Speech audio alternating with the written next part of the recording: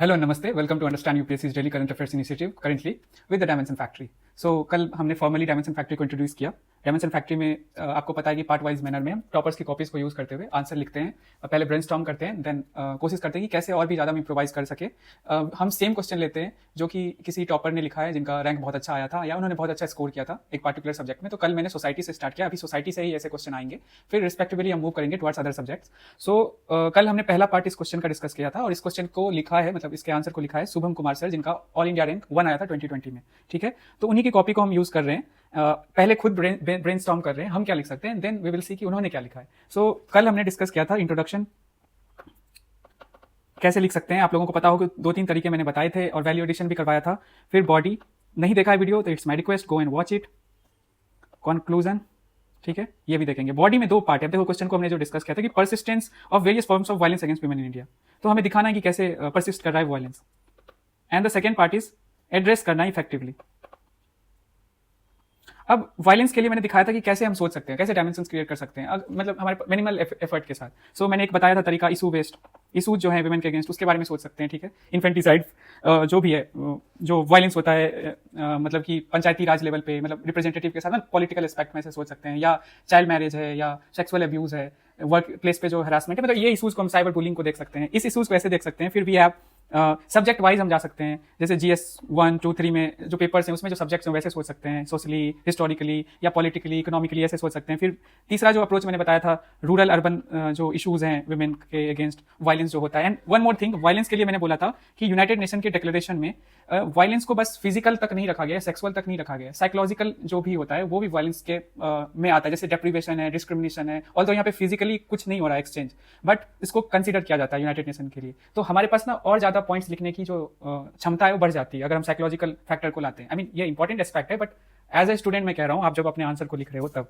तो rural urban बताया था, ऐसे सोच सकते हैं जो उनके अगेंस्ट वायलेंस हो रहा है। ठीक है, फिर हमने प्राइवेट और पब्लिक स्फेयर पे देखा था कि क्या वुमेन के अगेंस्ट होता है, जैसे कि बसेस में ईव टीजिंग होता है, मोलेस्टेशन होता है। ठीक है, ये सारी चीजें हैं। या एक और तरीका मैंने बताया था रूरल अर्बन इशू बेस्ड, और एक और तरीका बताया था, and that is life cycle approach, जो शुभम सर ने ही यूज किया है, सबसे कॉमन यही है। तो हमने इसको डिस्कस किया था। तो ऐसे 5 तरीके से हम आंसर को सोच सकते हैं, मतलब डायमेंशंस बना सकते हैं, जो पहले सब हेडिंग जो हम देंगे अपने आंसर में या बॉडी पार्ट में। ठीक है, सो फिर उसके बाद एड्रेस्ड वाले पे अभी आ जाना है कि कैसे एड्रेस कर सकते हैं। तो मैं आप लोगों को 2 मिनट देता हूं, आप लोग ब्रेनस्टॉर्म करो कि कैसे, अभी हमने इशूज आइडेंटिफाई कर लिया, कैसे हम एड्रेस कर सकते हैं, मतलब मल्टीपल वेज से। ठीक है, क्विक रिकैप मैंने जो दिया है, आपको एड्रेस करना है कि कैसे इन मल्टीपल वेज को यूज करते हुए हम जो है वो इसको एड्रेस कर सकते हैं। सो लेट अस सी कि अभी मैंने आपको ब्रेनस्टॉर्म का समय दिया, आप लोग ब्रेनस्टॉर्म करो। एक और चीज इसमें ऐड करूंगा कि बहुत सारे बच्चों ने बोला कि इस इनिशिएटिव को आप बिल्कुल कंटिन्यू करो सर, बहुत प्यार दिया, बहुत पॉजिटिवली लिया। ठीक है, उसके लिए सबसे पहले थैंक यू। एंड यस, आप लोगों ने ये सपोर्ट किया, उसके लिए तो मैं हमेशा से ही कहता आ रहा हूँ कि I am so thankful to you all. But एक चीज है कि बहुत कम बच्चों ने ये बोला कि मैंने एक फॉर्मल तरीका भी कल वाली वीडियो में बताया था शुरू के 10 मिनट में, कि क्या हम, आप जो ब्रेनस्टॉर्म कर रहे हो या पार्ट वाइज मैनर में जो आंसर लिख रहे हो, क्या उस चीज को PDF को या अपने मतलब जो इमेज फॉर्म में, क्या उसको आप मतलब कि किसी ऐसे टेलीग्राम ग्रुप पे जिसे अंडरस्टैंड यूपीएससी बनाएगी आपके लिए, या बन चुकी है, इस तरीके से हो सकता है। तो मैंने आपसे पूछा था कि क्या हम ऐसा कर सकते हैं कि और भी ज्यादा इंप्रोवाइज कर सके और ज्यादा इसको फॉर्मल बनाया जा सके। सो द पॉइंट इज कि उस पर बहुत कम लोगों ने रिएक्ट किया। तो मैं आज फिर आप लोगों से कहता हूं कि एक तो ये बताइए कि क्या हम ऐसा कर सकते हैं कि एक टाइम फ्रेम 7 से 8 PM के बीच में आपको समय दिया जाएगा, या आपके हिसाब से टाइम तय कर लेंगे, एंड आप लोग अपने अपलोड करोगे जो भी आपने ब्रेनस्टॉर्म किया। मतलब मैं ये नहीं कह रहा हूं आंसर लिखो, ब्रेनस्टॉर्म भी करते हो तो लिख दो, वो भी भेज दो। एंड मैं 1-2 रैंडम जो ऐसे कॉपी होंगे उनको देखूंगा और वॉइस नोट के थ्रू बताऊंगा कि क्या और इंप्रूवमेंट कर सकते हो। इस पे आप लोगों ने ज्यादा रिएक्ट नहीं किया, तो मैं यही पूछना चाहता हूं कि क्या ऐसा आप चाहते हो। सो प्लीज आज रिएक्शन दीजिए, तभी मैं अपनी टीम से या सत्यम सर से बात कर पाऊंगा। ठीक है, सो तो ये चाइल्डहुड, ये life cycle approach Shubham sir ने यूज किया था। तो आज जो ना हम ना सर के ही कैसे उन्होंने इफेक्टिवली एड्रेस करने की बात कही है, उसी को यूज करेंगे, और उसके बाद देखेंगे कि इंप्रोवाइजेशन का स्कोप है क्या। ध्यान दें कि सर जो है ना लिमिटेड टाइम में उन्होंने आंसर लिखा है, हमारे तरह हम इतना समय नहीं कि बैठ के हम सोच रहे हैं कि क्या और भी ऐड कर सकते हैं। तो ठीक है, तो अगर इंप्रूव हो पाए तो हम कर सकते हैं ना सर। सो देखते हैं सर ने क्या अप्रोच अपनाया है। सिंपल है, थोड़ा सा ध्यान अटेंटिव रहना है। ठीक है, तो पहला उन्होंने इशू उठाया फीमेल इन्फेंटिसाइड, इसको कैसे एड्रेस करना है, through restrictions and regulations of prenatal diagnosis। सो पहला इशू जो फीमेल इन्फेंटिसाइड है ना, बच्चियों के साथ, मतलब समझ रहे हो, तो उसको एड्रेस करने की बात की। तो इशू बेस्ड अप्रोच देखो इनके सॉल्यूशन में दिख रहा है। पहला इशू, दूसरा issue malnutrition through proper nutritious food and mother and child, जिसमें इंटीग्रेटेड चाइल्ड डेवलपमेंट प्रोग्राम आ गया। अब ये दूसरा इशू इन्होंने उठा दिया। ठीक है, तीसरा इशू देखो, और ये बहुत बेसिक सा उन्होंने सब्सटेंशिएट किया अपने पॉइंट को, इंटीग्रेटेड चाइल्ड डेवलपमेंट प्रोग्राम को यूज करते हुए। ठीक है, तो ये लगभग सबको पता होता है। तो दूसरा इशू हो गया। थर्ड थिंग में देखो कि self defence and training for jobs. देखो जो इव टीजिंग, मोलेस्टेशन या वर्क प्लेस पे जो इशू होता है, घर में भी होता है, मैरिटल रेप का इशू है, तो उसके लिए भी self defence and training for girls. तो तीसरा इशू जो है ना, मतलब कि सेक्सुअल जो वायलेंस हो रहा है उसको एड्रेस करने के लिए sexual as well as physical को भी इंक्लूड कर सकते हैं। तो थर्ड इशू, तो सर जो है ना इशूज बेस्ड सॉल्यूशन दे रहे हैं, आप ध्यान दीजिएगा। देखो बहुत तरीके हैं इसको भी, जैसे हमने कल डिस्कस किया ना, इसको भी ऐसे हम कर सकते हैं कि मल्टीपल वेज में सोच सकते हैं। मतलब वही चाइल्डहुड वाला अप्रोच यहाँ भी लगा सकते हैं, रूरल अर्बन वाला अप्रोच, सब्जेक्ट्स वाला अप्रोच, इशूज वाला। तो सर ने इशूज वाला पकड़ा है, ठीक है, नोटिस करना है। अब आपको बताना है फोर्थ पॉइंट में सर ने क्या किया, ये ध्यान से देखिएगा। फोर्थ पॉइंट में इंस्टीट्यूशनल रिफॉर्म। देखो स्पेस को कैसे एक टॉपर यूज करता है ना अपनी कॉपी में, क्योंकि लिमिटेड टाइम एंड स्पेस है, और कम शब्दों में देखो पूरा एक्सप्लेन नहीं कर रहा है, बस लिख दिया इंस्टीट्यूशनल रिफॉर्म। फिर पुलिस की बात कर दी, एंड जेंडर न्यूट्रल ऑर्गेनाइजेशन होना चाहिए, इसकी बात कर दी। अब देखो पुलिस में क्या किया कि making more gender sensitive, police को और जेंडर सेंसिटिव होना चाहिए। जैसे FIR या रिपोर्ट लिखवाने जाते हैं तो या जो इन्वेस्टिगेशन होती है तो उसमें दिखता है कि सेंसिटिव नहीं है टुवर्ड्स अदर जेंडर्स। सो वो चीज उन्होंने लिखा है। एंड एक इंपॉर्टेंट डेटा डाला है नीति आयोग, 30% चाहता है कि वुमेन पुलिस, मतलब सजेस्ट करता है कि 30% should be women in police. So the point is, आपको टॉपर्स कॉपीज में देखो स्पेस को मैनेज करना भी दिख रहा है, कम वर्ड्स में चीजों को लिखना दिख रहा है, मतलब इतना ओवर एक्सप्लेन करने की जरूरत नहीं है। और इस भाई साहब ने AIR 1 लाया, ध्यान रहे। तो इनकी कॉपीज, ये टेस्टेड मतलब लोगों की कॉपीज हम देख रहे हैं जिन्होंने लिखा है प्रॉपर, और उनको रैंक मिली है, मतलब टॉप रैंक। तो शुभम सर की इस कॉपी में हमें ये दिखता है कि एक तो स्पेस वाला चीज है, कितनी इंटेलिजेंटली ये करें। सेकंड, ये जो एग्जांपल्स ब्राउनी पॉइंट्स आपको दिखते हैं ना, हम भी यूज कर सकते हैं अपने आंसर्स में, तो इसको आपको जॉट डाउन कर लेना है। तो मैंने इसीलिए टॉपर्स कॉपीज को लाया। पहले मैंने डिसाइड किया था कि हम ऐसे ही करेंगे, मतलब पार्ट वाइज मैनर में क्वेश्चन को एड्रेस करेंगे, बट एकदम से मुझे आया कि क्यों ना बेस्ट दे बच्चों को। सो आई थॉट कि इसको लाऊं। फिर इन्होंने National Commission of Women to be strengthen की बात कही, ठीक है, इंपॉर्टेंट है। एंड देन जस्टिस डिलीवरी की बात की जो भी इंपॉर्टेंट लॉज है, देखो anti dowry law, domestic violence act, POCSO act, ये सारी चीजों को रेस्ट्रिक्शंस जो है ना स्ट्रिक्टली इंप्लीमेंट करने की जरूरत है। एंड देन 6th पॉइंट में वुमेन एम्पावरमेंट। मुझे एक चीज कहना है कि जब भी इशूज बेस्ड क्वेश्चन आए, उसके जो सॉल्यूशन दे रहे हो ना आप, तो मैक्सिमम इंक्लूसिव रहने की कोशिश करो जितनी चीजों को। जैसे कल जो हमने इशू उठाए सर के कॉपीज में, जो इशूज हैं, बहुत सारे इशूज हैं, अब ये सॉल्यूशन में वो इशूज दिखने चाहिए, मतलब most of the issues address होने चाहिए, ठीक है। तो पता चलेगा कि इंसान सिविल सर्वेंट, मतलब कॉम्प्रिहेंसिव अप्रोच है, इंक्लूसिव अप्रोच है। तो अब इस कॉपी में कोई बताएगा कि क्या चीजें मिस हुई हैं, क्या आप बता सकते हो, और यही हम इम्प्रोवाइज कर सकते हैं। अब देखो मैं फिर से रिपीट करूंगा, सर जो है ना लिमिटेड टाइम में इन्होंने लिखा है, ठीक है। तो ये मत सोचना कि सर की कॉपी में लिमिटेड चीजें हैं, आप भी जब लिखोगे ना तो इतनी चीजें याद नहीं रहती है, बेस्ट आपको होगा, इतना लिख लोगे तो भी बहुत नंबर मिलेंगे। तो माई पॉइंट इज, बट फिर भी हम है ना प्रयासरत हमें होना चाहिए कि और भी हम इम्प्रोवाइज कर पाए। अब इसमें मैं दिखाता हूँ, जैसे इन्फेंटिसाइड हुआ, मैल न्यूट्रिशन हुआ, क्या आप बताओ एक एस्पेक्ट एजुकेशन रह गया, बेटी बचाओ बेटी पढ़ाओ कर सकते हैं क्या? बहुत इंपॉर्टेंट एस्पेक्ट है ना एजुकेशन, शिक्षित करना है। फिर वो इकोनॉमिकली डिपेंडेंट जो है वो भी इस तरह से एड्रेस हो जाएगा। फिर मैल न्यूट्रिशन की बात है तो क्या हम इकोनॉमिक एस्पेक्ट को नहीं टच कर सकते कि इकोनॉमिकली उनको एम्पावर करना है? हाँ, एजुकेशन हो गया, इकोनॉमिक एम्पावर, ट्रेनिंग देनी है, सेल्फ हेल्प ग्रुप्स को और स्ट्रॉन्ग बनाना है, ठीक है। तो ये क्या हम नहीं कर सकते? फिर देयर इज थर्ड थिंग कि टेक्नोलॉजिकल एस्पेक्ट हम टच नहीं कर सकते। जैसे फॉर एग्जांपल कि CCTV कैमराज, ठीक है, इंस्टॉल करना, साइबर बुलिंग के अगेंस्ट जो होती है उसके अगेंस्ट जो लॉज हैं उसको और स्ट्रेंथन करना, और एक्टिवली लड़कियों के जो इशूज हैं इससे रिलेटेड उनको सुनना, जो गर्ल्स या विमेन के हैं, तो ये कर सकते हैं। या टेक्नोलॉजिकल एजुकेशन की भी बात कर सकते हैं कि मेल के पास digital literacy as compared to women ज्यादा होती है, तो वहां पे जो गैप है उस गैप की वजह से साइबर बुलिंग का केसेस बहुत आता है, तो और उनको अवेयरनेस भी कम है। तो अगर हम टेक्निकल एजुकेशन, मैंने इसको एजुकेशन में इसलिए इंक्लूड नहीं किया क्योंकि मैंने सेपरेट टेक्नोलॉजी का डायमेंशन बना दिया है। तो मेरा जो अप्रोच है ना, आप एक सर का इशू बेस्ड है, मैं यहाँ पे आपको एक एक्स्ट्रा अप्रोच बता रहा हूँ कि सब्जेक्ट वाइज, हाँ सब्जेक्ट वाइज भी जा सकते हैं, मतलब टॉपिक वाइज जो हमारे पास मेंस का होता है, एजुकेशन, टेक्नोलॉजी, ये सारी चीजें। अब माई पॉइंट इज कि टेक्नोलॉजी में दो चीजें हैं, एक तो आप विजिलेंस बेटर करो, and the second aspect is education दो। मैंने ये दो चीजें टच की, ठीक है। इससे आपको दिख रहा है ना और ज्यादा हम इंक्लूसिव हो रहे हैं और इंप्रोवाइज कर रहे हैं, ठीक है। The next thing is social aspect, बहुत इंपॉर्टेंट है। अब सोशल एस्पेक्ट में हम क्या चीजें टच कर सकते हैं? जैसे फॉर एग्जांपल जो सोसाइटी में इंटेलेक्चुअल्स होते हैं, जो लोग ऐसे हैं जो रिलीजियस लीडर्स हैं, उनका एक्टिव रोल होना चाहिए, यूथ का एक्टिव रोल होना चाहिए। जैसे फॉर एग्जांपल रिलीजियस लीडर की बात करें तो यू गाइस रिमेंबर, मैंने सेनेगल वाला एक एग्जांपल दिया था जिसमें कि मेल 2 या 3 दिन पहले हमने ये आर्टिकल कवर किया था, और मैं मेंस इनरिचमेंट के लिए भी आर्टिकल डालता हूँ, आज भी डाला है, आज भी दिखेगा आपको। तो ये एक बहुत अच्छा एग्जांपल, स्कूल्स फॉर हस्बैंड, जो हस्बैंड्स हैं, खास करके ये सेनेगल जो मुस्लिम डोमिनेटेड कंट्री है अफ्रीका की, तो वहां पे जो इमाम है ना वो नॉलेज दे रहे हैं, हस्बैंड्स को बुला के एक जगह क्लास उनकी ले रहे हैं, और उन क्लास में उनको अवेयर कर रहे हैं अबाउट वुमेन रिप्रोडक्टिव हेल्थ या पॉजिटिव मैस्कुलिनिटी। आपने सुना होगा टॉक्सिक मैस्कुलिनिटी की, बट एक पॉजिटिव मैस्कुलिनिटी क्या होता है, जहाँ पे वुमेन के बारे में हम जानते हैं, उनके इश्यूज को हम समझते हैं, रिस्पेक्ट करते हैं, रिप्रोडक्टिव हेल्थ के बारे में जानते हैं। तो ये सारी चीजें एजुकेशन एक मतलब कि इमाम जो है वो दे रहे हैं, तो इससे चेंज आएगा ना, समझ आएगा ना। तो सोसाइटल रोल हो सकता है कि नहीं हो सकता है, बताओ आप लोग। सो सोसाइटी जो है बहुत इंपॉर्टेंट रोल प्ले करता है, इस तरह से हम शो कर सकते हैं। तो ये अगर आप डालोगे ये सेनेगल वाला एग्जांपल, स्कूल्स फॉर हस्बैंड्स, तो कितना अच्छा इंपैक्ट पड़ेगा। मतलब कि रिलीजियस लीडर्स का रोल, एंड देन उसमें हम पॉइंट सब्सटेंसिएशन के लिए सेनेगल वाला एग्जांपल यूज कर लेंगे, तो यूनिक दिखेगा कि नहीं दिखेगा, आधा नंबर एक्स्ट्रा मिल सकता है कि नहीं मिल सकता है, यही सिखाना है, ठीक है। और आंसर को इंक्लूसिव बनाना है, सॉल्यूशन को और इंक्लूसिव बनाना है, ठीक है। और भी चीजें आप इसमें ऐड कर सकते हो, again we have limited time and space, तो ये ध्यान में रहे। अब सर ने क्या किया, वुमेन एम्पावरमेंट 6 पॉइंट रखा है। अब यहाँ पे उन्होंने बोला कि at the heart and the above steps. अब पॉइंट ये है कि सर के पास समय कम होगा, ऑब्वियसली 10 मार्कर क्वेश्चन है, तो एक छोटा सा कंक्लूजन अगर आ जाता तो और बेटर निखर के आता, मुझे ऐसा लगता है, ठीक है। सो द थिंग इज, हम क्या कर सकते हैं, कंक्लूजन कुछ ना समझ एक जनरलिस्ट सा कंक्लूजन क्या डाल सकते हैं कि आपको पता है कि विकसित भारत के बारे में हम सोच रहे हैं, और एक प्री कंडीशन है कि वुमेन जो है के अगेंस्ट वायलेंस ना होना नहीं चाहिए, और इंपावरमेंट उनकी होनी चाहिए। सोशल जस्टिस के लिए तो इंपॉर्टेंट है ही, विकसित भारत गोल के लिए भी इंपॉर्टेंट है, जो कि इस साल के बजट में दिखा था कि 4 जो इंपॉर्टेंट स्टेक होल्डर्स हैं, वुमेन, यूथ, जो फार्मर्स हैं, and the 4th one is middle class. आपको लोगों ने अगर बजट पढ़ा हो या याद हो तो एक 4 में से आउट ऑफ 4 1 इंपॉर्टेंट कंपोनेंट ये भी है। तो पॉइंट इज कि क्या हम ऐसे लिख सकते हैं कि विकसित भारत अगर हम सोच रहे हैं 2047 में, तो ये एक वुमेन इंपावरमेंट या वायलेंस अगेंस्ट वुमेन जो है उसको एड्रेस करना कितना इंपॉर्टेंट है, या एसडीजी गोल 5 है उसको भी यूज कर सकते हो। या कई लोग कोट भी देते हैं, मेरा एक दोस्त है जिसने स्टेट पीसीएस निकाला है, तो वो जो पॉलिटी के आंसर्स लिखता था तो वो इनिशियली ही कोट डाल देता था। अब जैसे ये वुमेन इंपावरमेंट से रिलेटेड है ना, वैसे तो ये सोसाइटी का है, तो सोसाइटी में भी हम कोट डाल सकते हैं कि वुमेन के प्रोग्रेस से पता चलता है सोसाइटी का प्रोग्रेस, इस तरह से कोट होते हैं बहुत सारे, तो वो भी यूज कर सकते हो, इट डिपेंड्स अपॉन यू, ठीक है। सो ये है पूरा ओवरऑल डिस्कशन।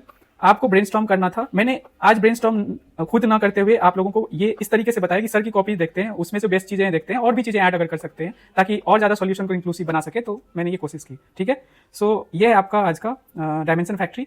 कल से पक्का हम इसको लास्ट में करेंगे, और जो सबसे इंपॉर्टेंट एस्पेक्ट है क्या है, डिस्कशन करना हमारे न्यूज के बारे में, जो डेली आर्टिकल्स के बारे में, वो उससे स्टार्ट करेंगे। पहले तो कोट होता है, कोट आज का भी है, देख लेते हैं आज का कोट क्या है आप लोगों के लिए।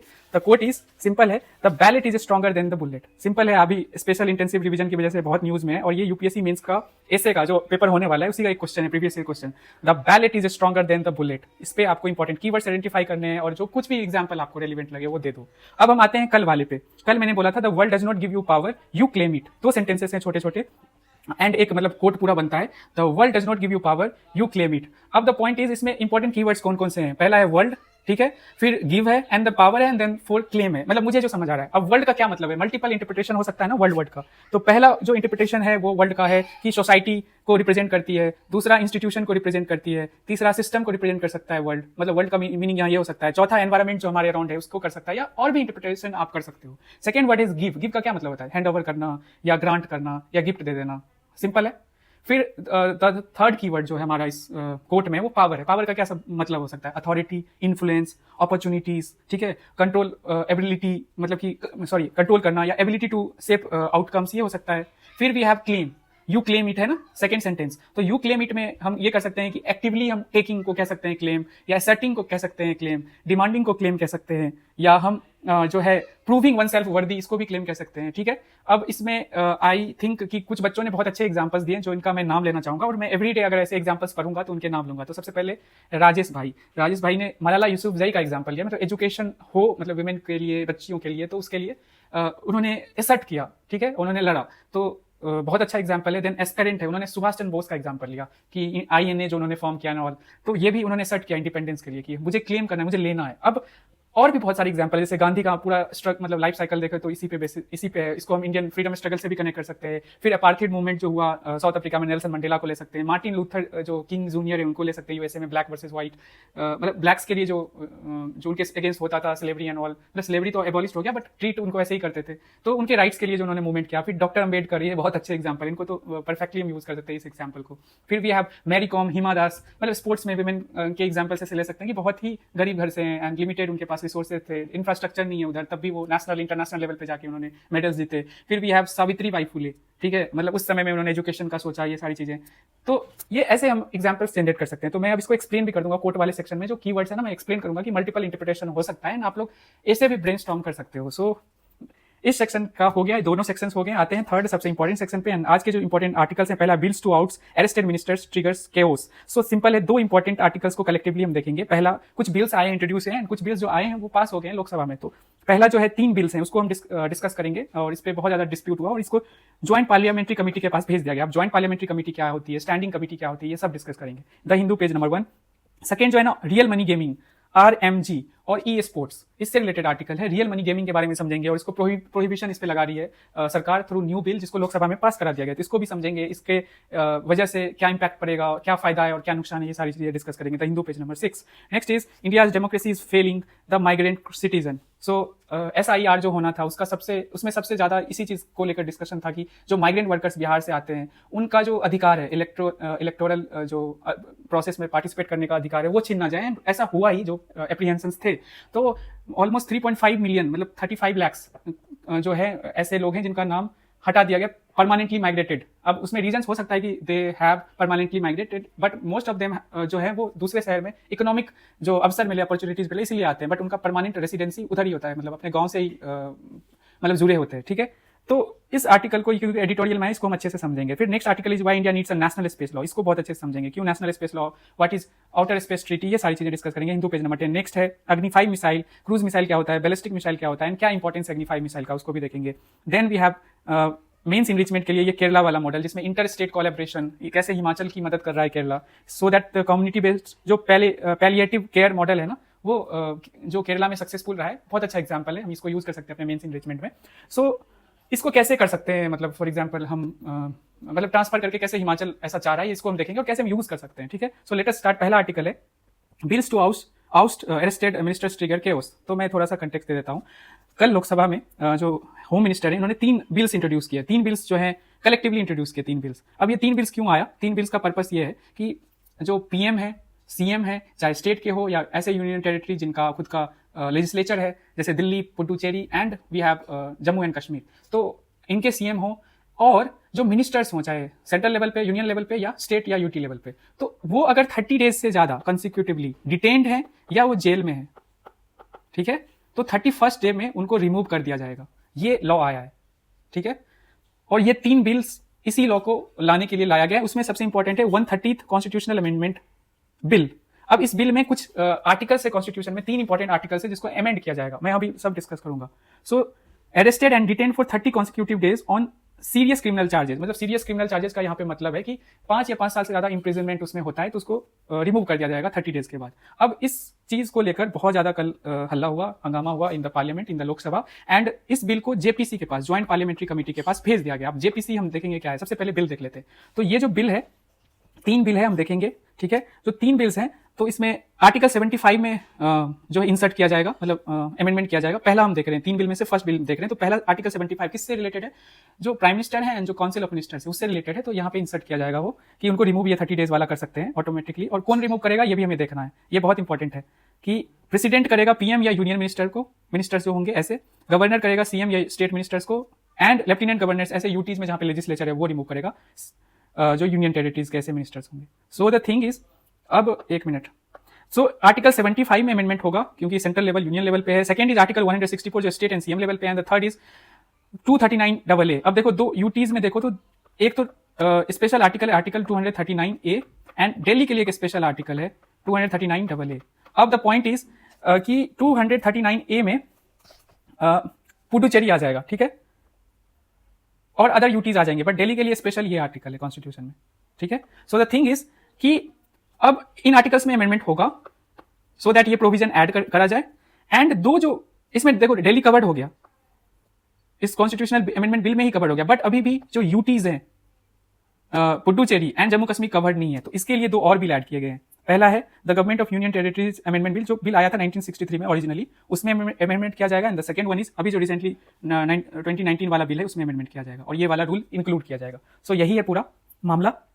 अभी हंगामा के बाद ज्वाइंट पार्लियामेंट्री कमिटीज के पास इसको भेजा गया। अब देखो पार्लियामेंट में 2 तरह की कमेटी होती है, पहला है standing committee and the second one is ad hoc committee. Standing committee क्या होती है? परमानेंट होती है, जैसे फॉर एग्जांपल PSC जो फाइनेंशियल कमिटीज है ये सब आती है परमानेंट, मतलब वो हमेशा रहती है। दूसरा जो एडहॉक कमेटी है ना, वो पर्पस के लिए होता है और एक टाइम बाउंड मैनर में उस पर काम किया जाता है, मतलब उस कमेटी को बनाया जाता है। सो टेम्पररी होता है, स्पेसिफिक इशू के लिए होता है, जिसमें एग्जाम्पल में अभी जो ज्वाइंट पार्लियामेंट्री कमेटी बनाई गई या सेलेक्ट कमेटीज होती है वो इसके अंदर आती है। फिर अभी जो बनाई गई कमेटी उसमें 21 लोकसभा के मेंबर हैं, 10 राज्यसभा के मेंबर हैं जो एग्जामिन करेंगे इस बिल को, जो 3 बिल्स हैं।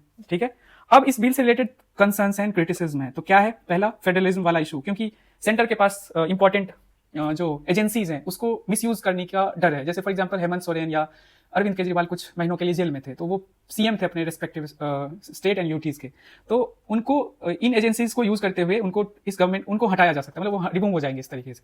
फिर प्रिजम्पशन ऑफ इनोसेंस वायलेटेड, अब ये क्या चीज है, तो सिंपल है कि इसका ये मतलब होता है कि every person accused of a crime is considered innocent until proven guilty. तो ये वाला प्रिंसिपल यहाँ पे मतलब कि तब तक आप मतलब आपने क्राइम नहीं किया जब तक आप प्रूव नहीं हो जाता है, तो वो वाला प्रिंसिपल यहाँ वायलेट हो रहा है। Third thing is political misuse की बात हमने की, इसी में थोड़ा सा मैं बता देता हूँ। जैसे ईडी है, तो जो सेक्शन 19 है ना ईडी में, उसमें क्या है कि अरेस्ट करने का पावर बहुत ज्यादा, मतलब बहुत ज्यादा पावर्स दे दिए गए हैं टू द ईडी, तो वही फिर मिसयूज वाली बात है। सेंट्रल गवर्नमेंट ईडी को कंट्रोल करती है, फिर मतलब ईडी को लेकर डिसीजन सेंट्रल गवर्नमेंट के पास ही है।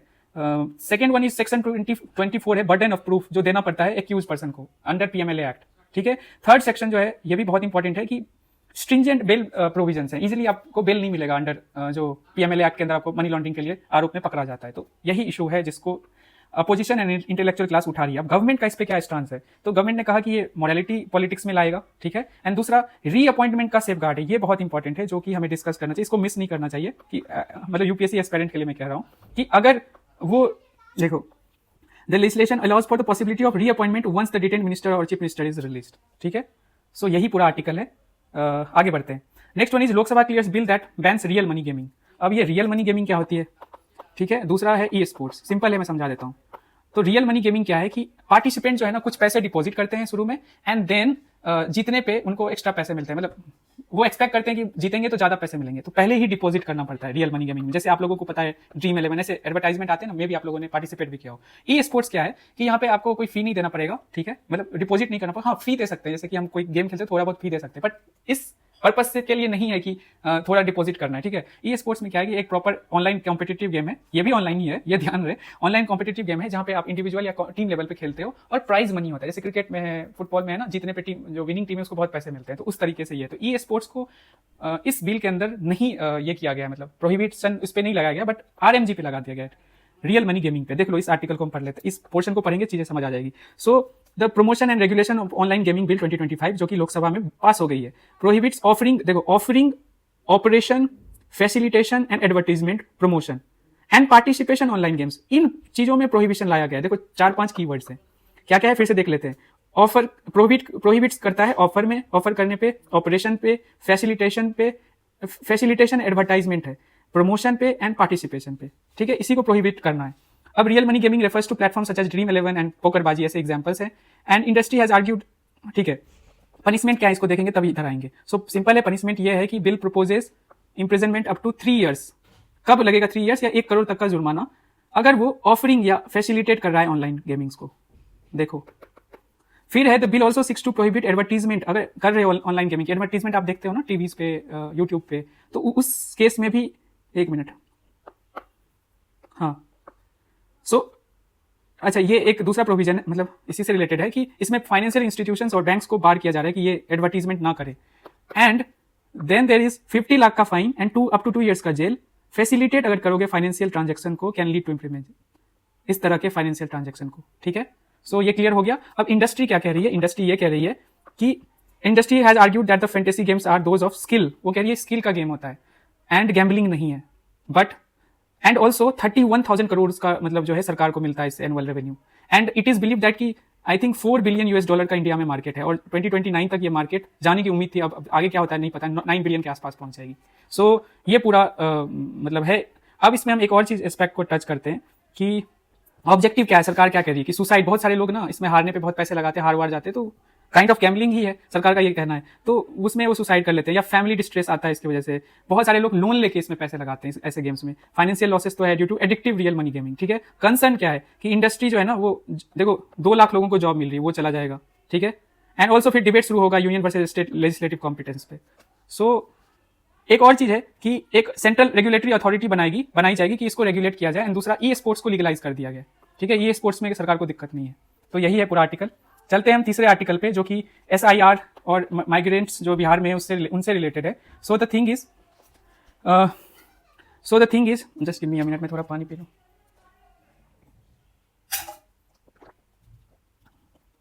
हाँ, सो अब इस आर्टिकल को लाइन बाय लाइन करेंगे, ठीक है, मजा आएगा।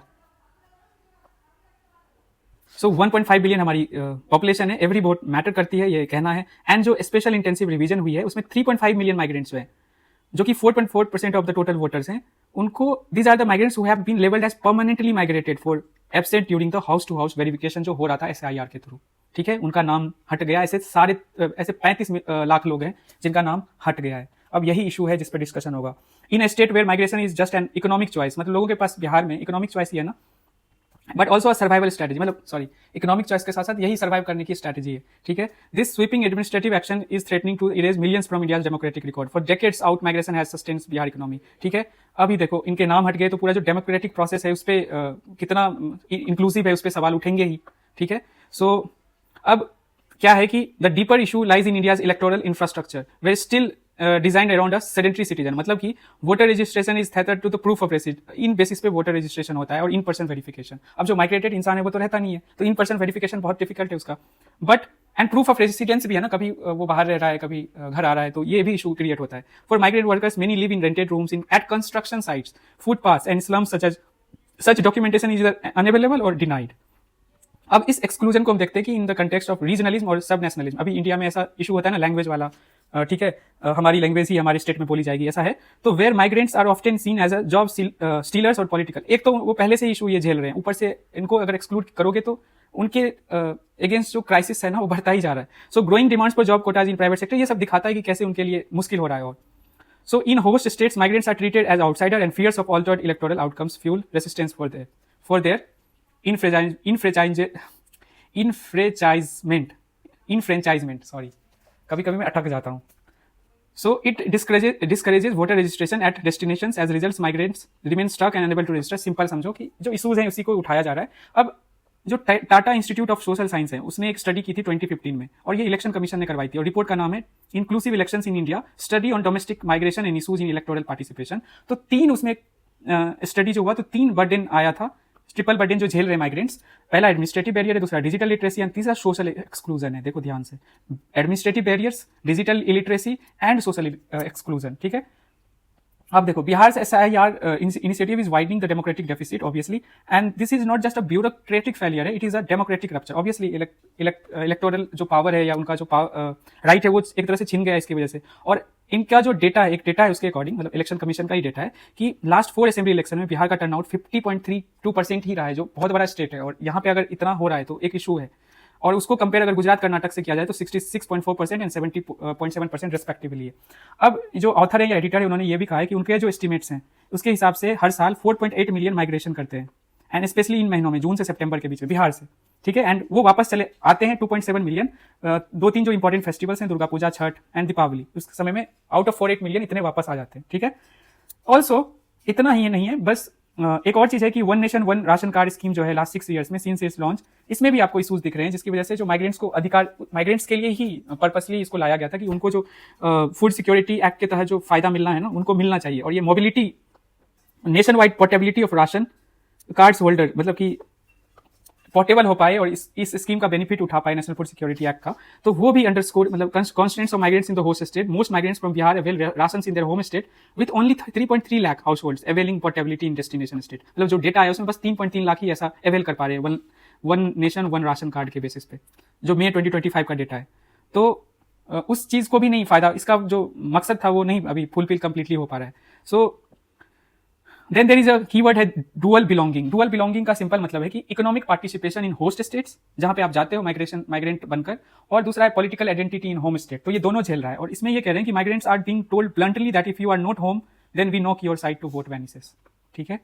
एक और चीज ऐड किया गया है इस में कि बहुत सारे लोग जो है ना, नेपाल, बिहार एंड उत्तर प्रदेश, तो ऐसा कहा जाता है कि रोटी बेटी का रिश्ता है, मतलब इकोनॉमिक पर्पज से और मैरिज की वजह से जो है माइग्रेट करते हैं, तो उनका भी एक्सक्लूजन हो रहा है एक तरह से।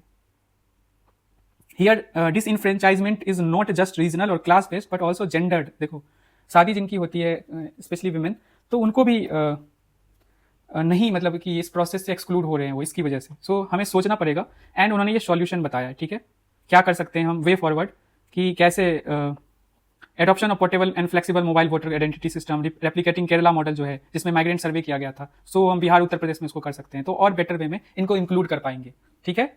तो यही है ये पूरा।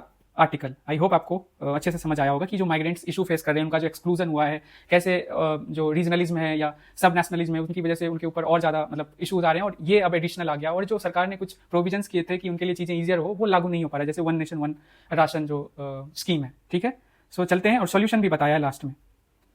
So India needs a national space law. Simple है कि पहले आउटर स्पेस ट्रीटी हम देख लेते हैं, इसके बारे में देख लेते हैं, then we will discuss each and every. India is set to celebrate second national space day on 23 August. आपको पता है कि चंद्रयान 3 जो लैंड करता है इसी दिन, तो हम उस दिन को नेशनल स्पेस डे के रूप में मनाते हैं। और हम प्लान कर रहे हैं कि गगनयान एंड प्रपोज अंतरिक्ष भारत स्टेशन, जिसके बारे में हमने कल ही देखा, तो ये सब प्लान हम कर रहे हैं। बट डिस्पाइट टेक्नोलॉजिकल प्रोग्रेस, इतना प्रोग्रेस इसरो एंड हमारी जो ऑर्गेनाइजेशन कर रही है, India lakhs a dedicated national space law. हमारे पास एक डेडिकेटेड नेशनल स्पेस लॉ नहीं है अब, which is necessary to regulate exploration, innovation and commercialisation of outer space. ठीक है, आउटर स्पेस क्या होता है? वैसे कुछ डिफाइन नहीं है, but 100 kilometre from the surface of the earth, ऐसे मानते हैं। एक लाइन होता है, आप लोगों का नाम बताना है, मुझे पता है के से नाम है, आज का क्वेश्चन है बताना कि उस लाइन को क्या बोलते हैं जो 100 किलोमीटर ऊपर है अर्थ सरफेस। उसी से आगे जाएंगे तो उसको आउटर स्पेस माना जाता है। मुझे जहां तक अभी याद आ रहा है, मतलब मैं 100% श्योर नहीं हूं, आउटर स्पेस को लेकर कोई ऐसा डेफिनेशन नहीं है। ठीक है, मे बी मैं गलत भी हूं, आप लोग बता दो कि कौन सा लाइन है एंड कितना उनका। आई थिंक 100 किलोमीटर ही होता है distance from the outer space treaty is the foundational framework for international space law. ठीक है, इस आर्टिकल में बोला गया,